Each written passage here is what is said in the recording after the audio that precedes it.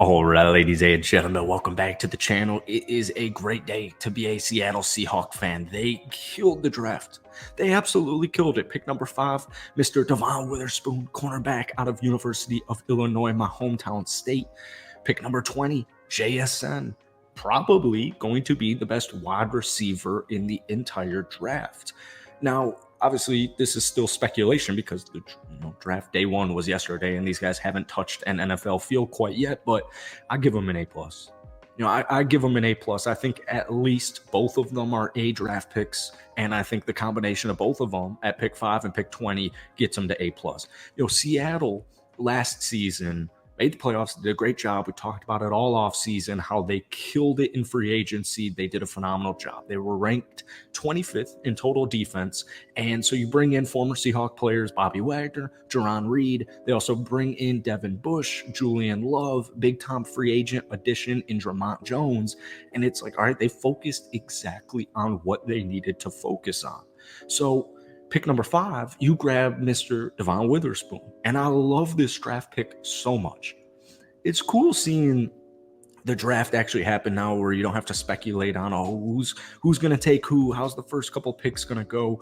Jalen Carter was still on the board. Tyree Wilson was still on the board at that time. There were some offensive linemen on the board. But I think Devon Witherspoon, it reminds me of the Legion of Boom days because of Tariq Woolen, because of Kobe Bryant that they snagged on day 3 of the draft last year. But Devon, 4.42 40-yard dash. He is extremely physical. He has a great skill set to be a lockdown, shutdown cornerback. Good ball skills, great timing. But more importantly to me, I like to look at the player.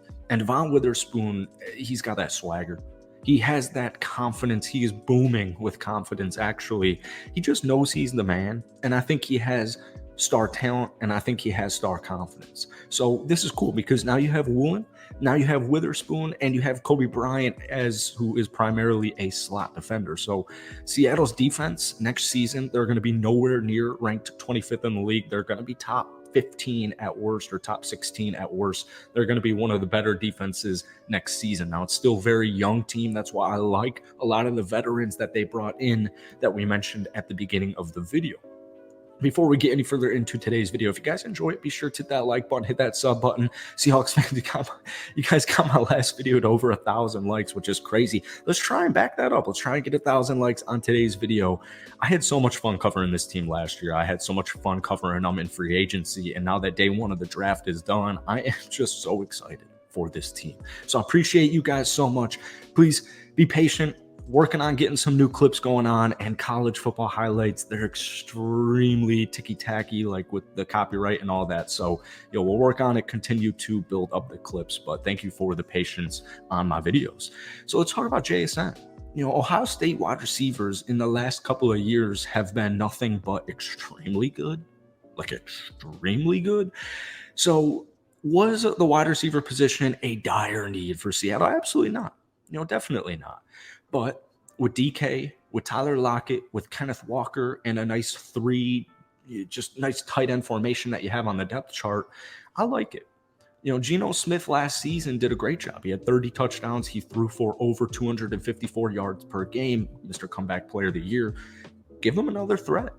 JSN, now he only played slot at Ohio State, and we didn't see him much this past year, just 3 games, 5 catches, 43 yards.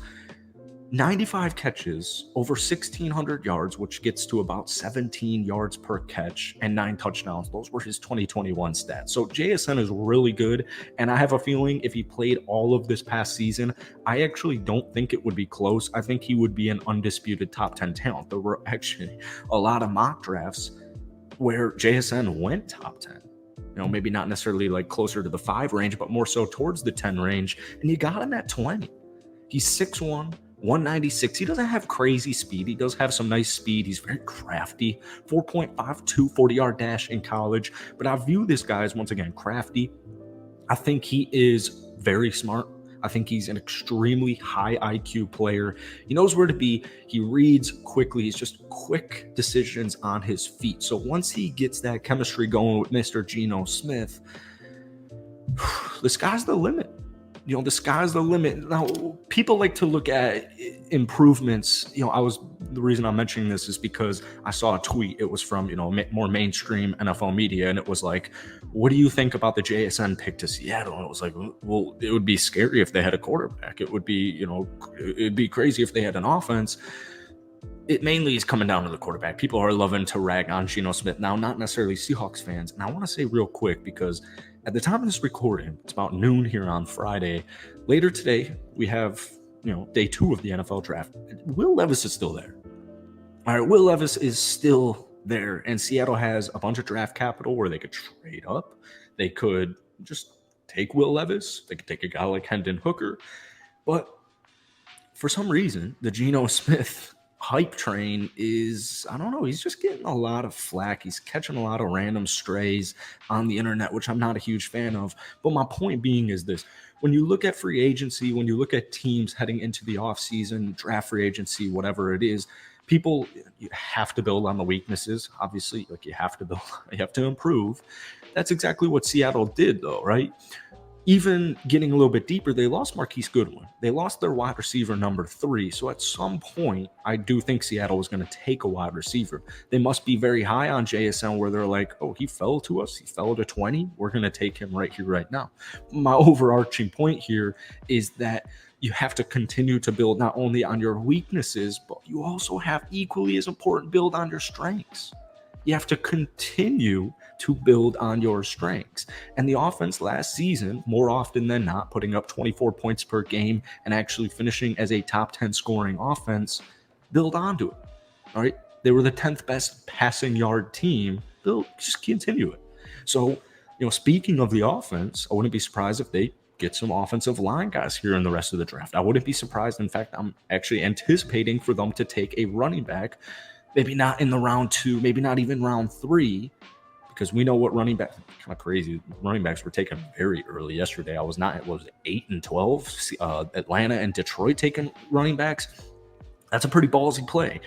Seattle, thankfully, you have Kenneth Walker, who had a phenomenal year last year, 228 yards per attempts, over 1,000 yards, and he finished with 9 rushing touchdowns and over 70 yards per game in general on average. So Seattle's in a really good position here, like a really, really, really good position. And they were already in a good position based on last year, based on their draft last year, based on getting into the playoffs and unfortunately having to play San Francisco. But honestly, I'm NFC West, the overall outlook for years to come, I'm really liking Seattle upcoming, not only next year, but for, like I said, years to come. So we're going to see how the rest of this draft progresses. Once again, I'm just going to float Will Levis's name out there. I don't think he's going to be a crazy, crazy quarterback, but I just want to gauge Seahawks fans and what they're thinking of this. But more importantly, guys, after you hit the like button, after you drop that subscribe, if you haven't already, I want to hear from you guys down below, because I live here in Florida. It's actually like literally the complete opposite side of the country. I want to hear what you guys are thinking, because all I'm seeing on Twitter are just random strays saying, what is Seattle thinking? I'm looking at Seattle's draft and I'm like, A+, A+ off season, A+ draft, A+ free agency, A+. But I want to hear you guys down below. Get specific. I love reading your guys' response. I love chatting with you guys. And that's it for today. Stay tuned for more Seahawks content as the draft progresses, along with free agency, just the offseason in general. And that's it for me. So hope you guys enjoyed it. Have a great weekend. And we'll see you guys next time.